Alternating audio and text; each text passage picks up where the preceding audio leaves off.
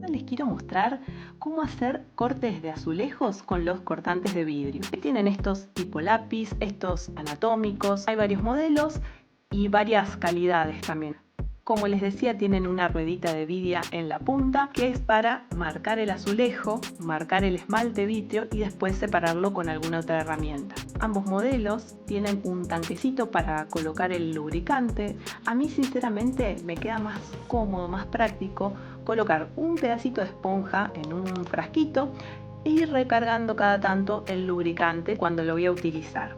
Estos lubricantes se venden en las casas que venden insumos para mosaico. Si no, también pueden llegar a utilizar los aceites multiuso, los que son para las máquinas de coser o para máquinas. Yo siento que el utilizar el lubricante ayuda a que deslice mejor el corte, deslice mejor la ruedita. Pero eso es ya a gusto. Mojo un poquito la ruedita.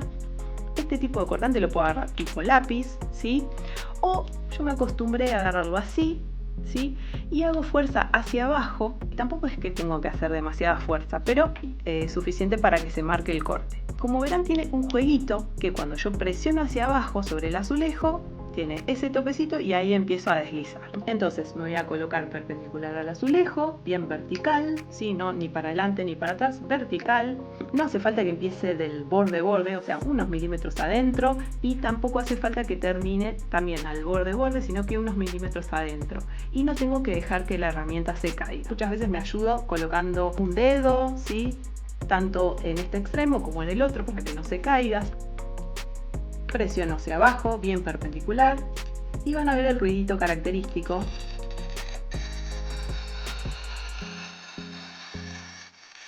Y ven, coloco el pulgar y no se cae la herramienta.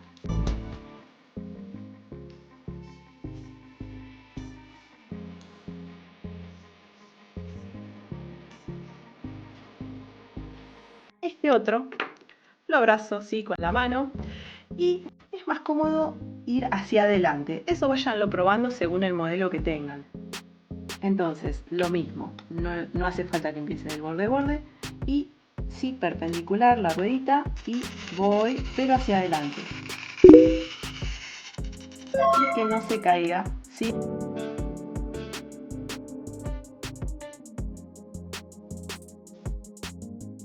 Y voy a dividir con la pico de pato.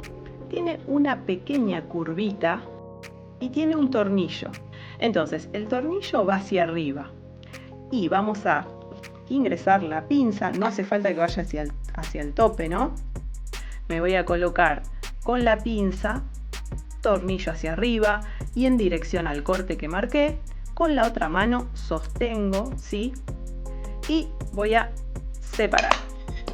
¿Ven? A una leve presión y separo. Y ven que yo arranco por el corte del medio. Siempre voy a ir del centro hacia afuera cuando quiero dividir, ¿sí? Entonces, hago lo mismo. Y divido, ¿sí? Eso con estas herramientas. También les quería mostrar esta opción de esta pinza, que a veces se consigue más fácil.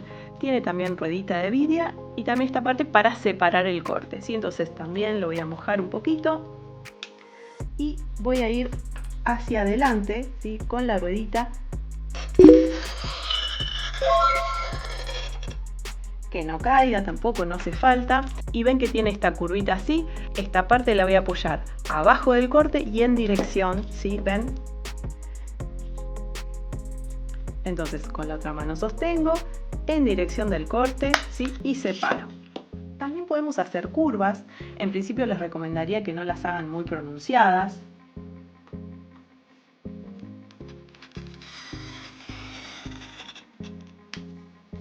Y también me voy a colocar en sentido del corte y ven, hago líneas más curvas. Les muestro también con el lápiz.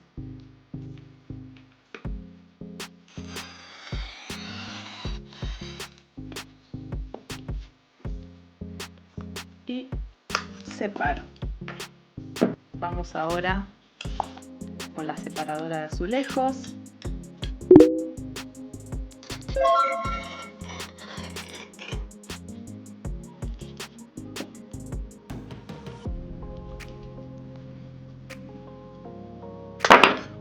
y separo. Pasó esto porque tenía un golpecito ya el azulejo, ¿sí? Por eso se separó por ahí. Pero ven que también se pueden hacer con esta herramienta.